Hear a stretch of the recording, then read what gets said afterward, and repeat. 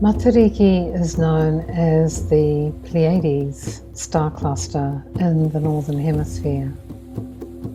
The way the cluster appears in the Northern Hemisphere is different to the way it appears in the Southern Hemisphere. It is upside down and back to front or mirrored, and is known as Matariki here in Aotearoa New Zealand. Across the Pacific, this is a significant star cluster, and it has similar names. In Samoa, it is known as Matariki. In Hawaii, it is known as Makali'i. Māori call it Matariki. Matariki is also the name of the mother star of the Matariki cluster. She is known as Alcyone in the Pleiades cluster.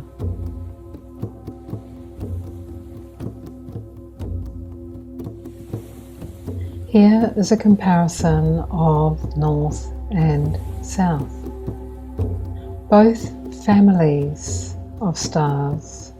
So in the North we have the Seven Sisters, and I've included their parents because in the Southern system or cluster we have 9 stars, a mother and her 8 children, and the correspondence includes the parents of the 7 sisters of the North.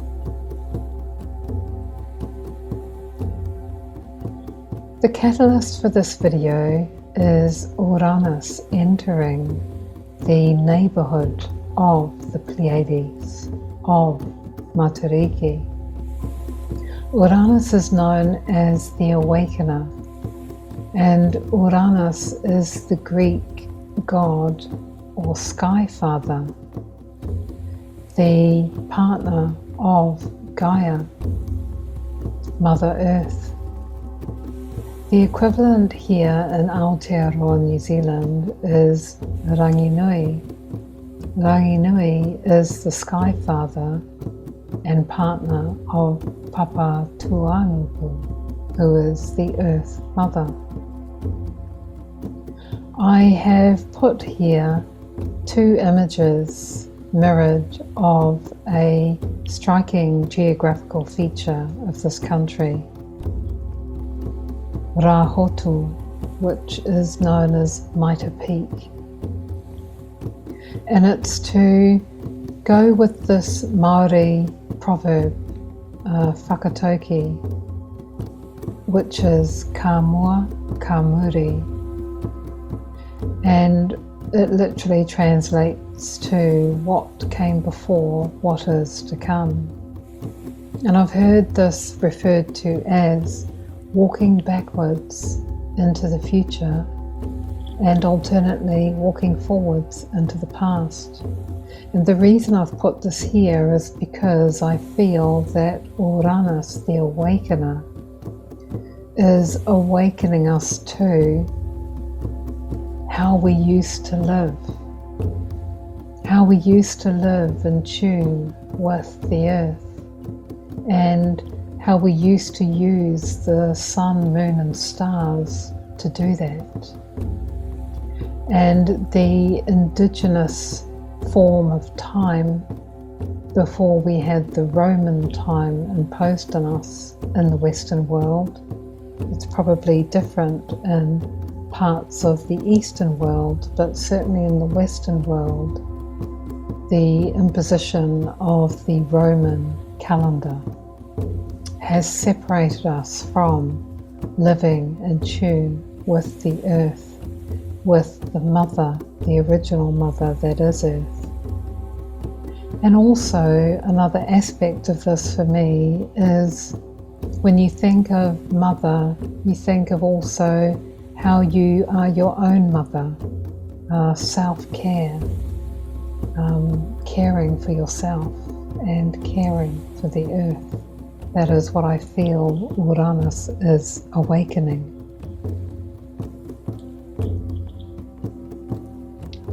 Here are the celestial addresses for the stars in the cluster. And I've included the father of the children, which is Rehua. This is the family tree. Rehua is Antares in Scorpius constellation, and he is a healer god, and he lives in the highest of the high heavens. Just concentrating on Matariki and her children, which is where Uranus has entered. It's almost like he's entered their neighbourhood. He is currently at 29 degrees and 3 minutes of Taurus. So that brings him within 2 degrees. 2 degrees is usually the sphere of influence that I use for fixed stars, which this cluster is a cluster of fixed stars.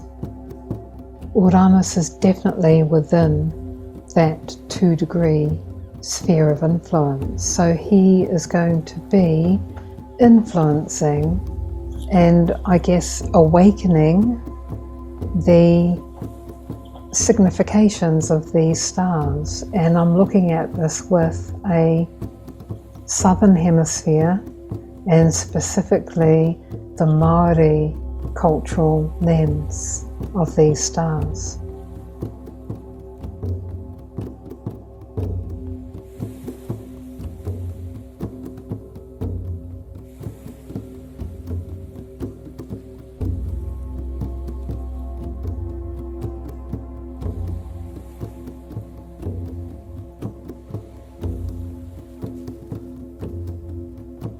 The heliacal rise of the Matariki cluster at a certain time of the month, the Tangaroa phase of the month, which I will go into in another video.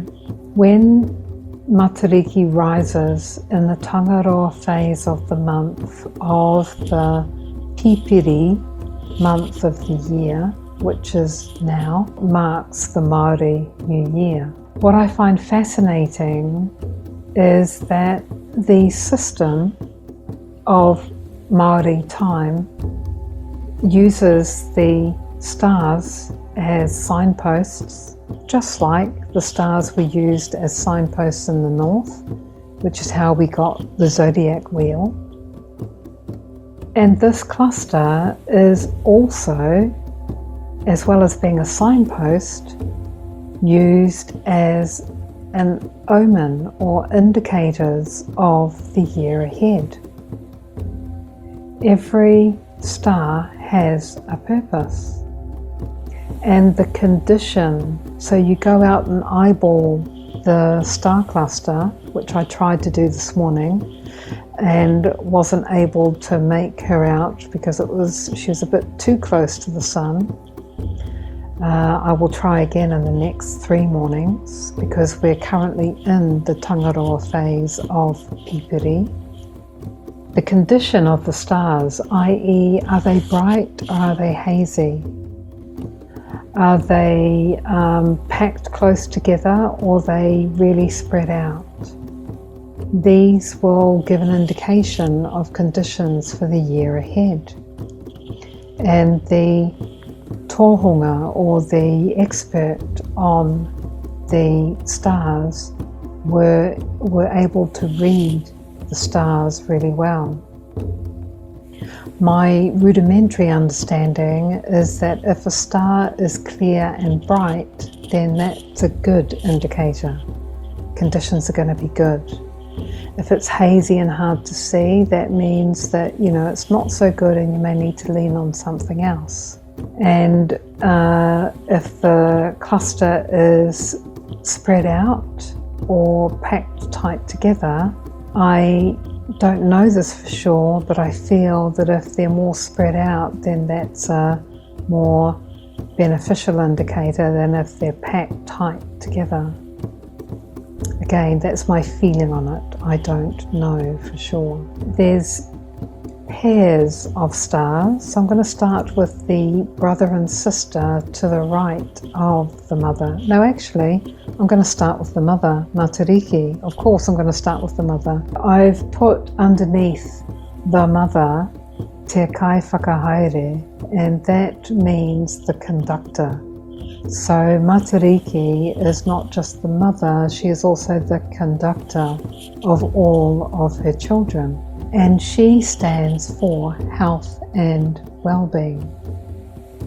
Again, Uranus coming to awaken our health and well-being and our focus on health and well-being and the mother. Her son and daughter to her right.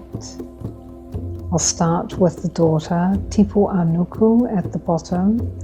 She is the signifier of food and bounty from the ground and earth. So things like kumara, which is the sweet potato, and other crops that come from the ground. If she's nice and bright, then the crops to come from the ground and the earth are going to be bountiful in the year to come.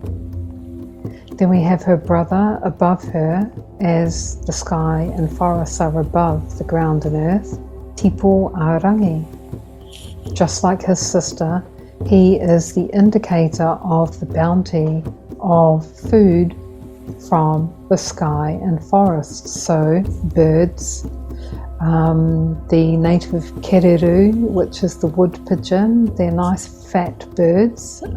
Traditionally, they would be a food source for Māori. And then also berries and fruits from fruit-bearing trees. This is what Tipu Rangi indicates. Again, if he's nice and bright, then that indicates there's going to be bountiful harvest from the sky and forests. Moving to YT, who is directly to the left of Matariki, daughter and the indicator of the bounty and food from fresh water. So eels, lamprey, all the food that comes from fresh water. And diagonally left at the bottom there, near the bottom, is her brother, Waiata, and he indicates the food and bounty from salt water. And he's beneath YT because fresh water always flows out to salt water, or i.e. rivers always flow out to the ocean. Then we have the two siblings at the top. Waipunarangi on the left represents weather conditions or the rain that will come during the year. And her brother Ururangi represents the winds. So the winds can be a good thing or sometimes a disruptive thing. And again, I am not quite sure how you read these two stars, whether if they're dim it means there's going to be a lot of disruptive wind or a lot of rainfall. I suspect it probably is that reverse way to read them. Again, I am not the expert. I would like to learn for sure. So those are all the indicators of the year ahead, the three sets of brother and sister. So always that male and female balance of the ground and the earth, the sky and the forest, the salt water and fresh water, rain and winds, weather conditions. And then lastly we have two sisters, the youngest and the eldest. So we have Hiwa I Te Rangi beneath Waipunarangi, and she represents dreams, wishes, and aspirations for the year ahead. So she is the wishing star, you know, wish upon a star. It would be wish upon Hiwa. And you send the wishes, your wishes for the year ahead to this star. And at the very bottom is Pohutukawa. She cares for and helps prepare the spirits of all those who have passed away during the previous year and guides them across the night sky for their final journey. This is the cluster of Matariki that is used by Māori as the stellar signpost for the beginning of the year, and also as omens for the year ahead.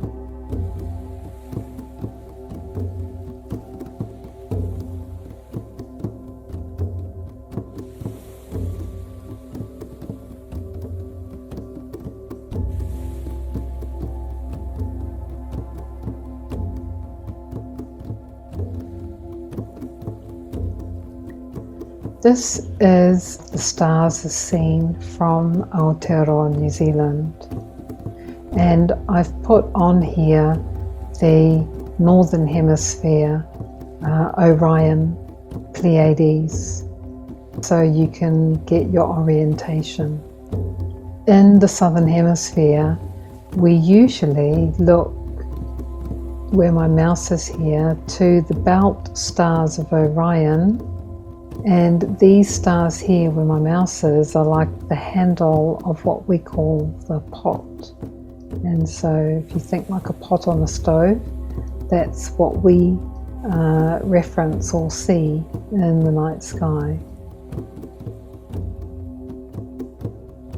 And connected to the Māori New Year and to Pohutukawa, this is the waka of Rangi, or the canoe of Rangi.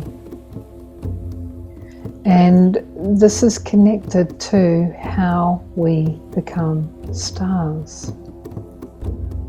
You can see that Matariki is at the front of the waka, and Taurus, or the belt stars of Orion, are here. And the captain of the waka is Taramainuku. This waka, with Matariki in the front and Taurus, or Orion's belt, at the back, captained by Taramainuku, travels across the sky. And as long as he's travelling across the sky, Taramainuku will cast his net down to the earth every night, gathering up those who have passed away. He pulls them into the sky, trailing the dead behind his waka for a full 11 months.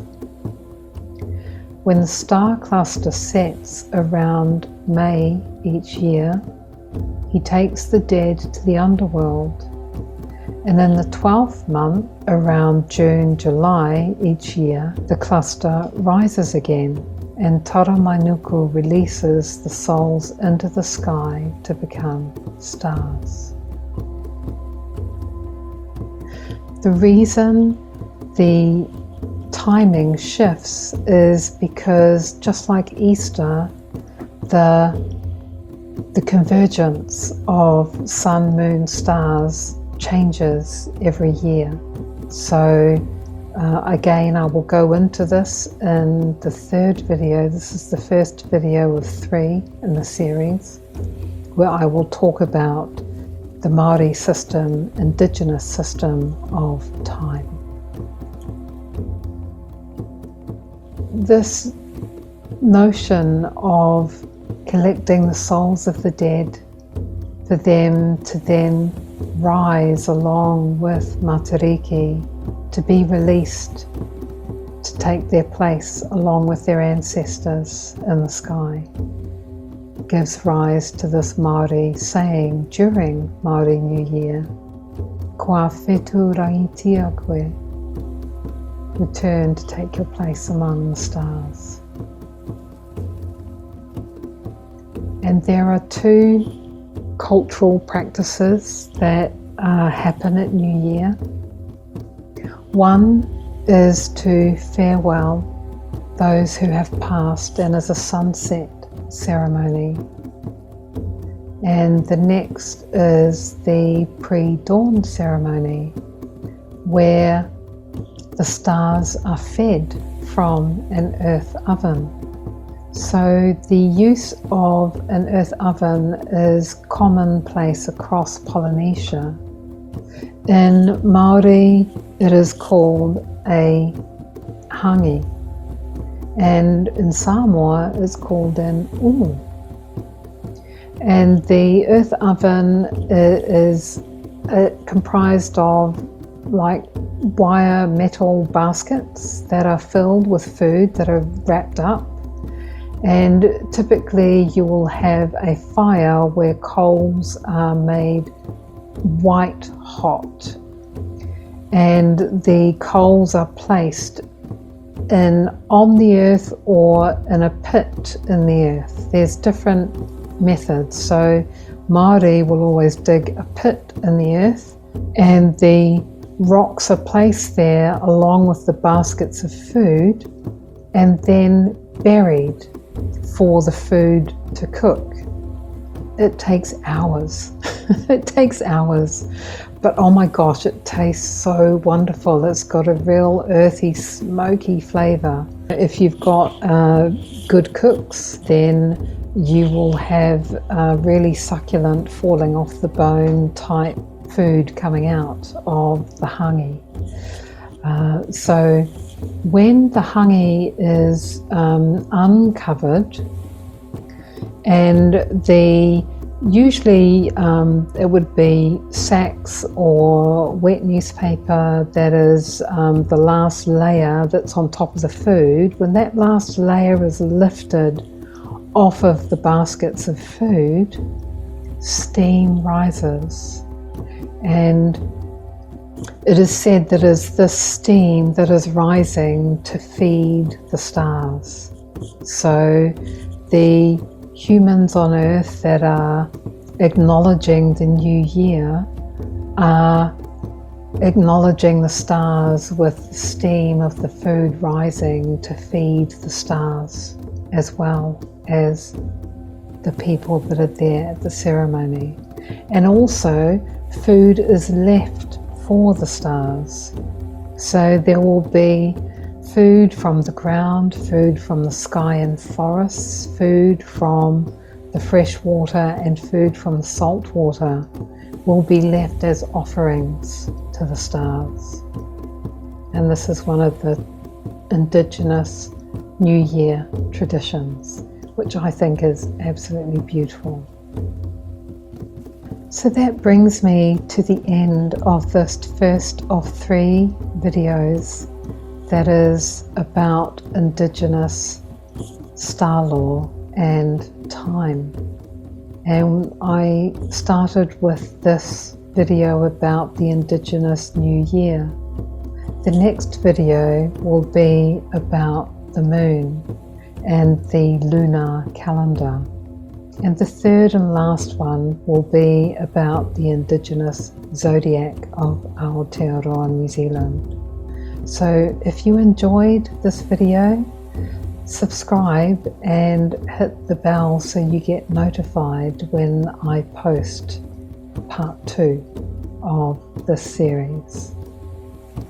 This is basically rejoicing and welcoming Matariki as a saying for welcoming in the Māori Indigenous New Year. Manawatia a Matariki. Bye for now.